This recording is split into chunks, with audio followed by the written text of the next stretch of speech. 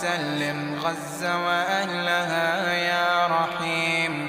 اللهم احفظ غزة بعينك التي لا تنام.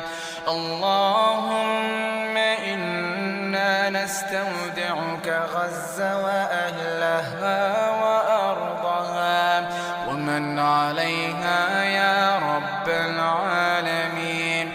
اللهم سخر لهم ملائكة السماء وجنود الأرض ومن عليها. اللهم أيدهم واربط على قلوبهم. اللهم احفظهم واجعل لهم من كل ضيق مخرجا. اللهم إنا لا نملك لغزة إلا الدعاء. يا رب لا ترد لنا دعاء ولا تخيب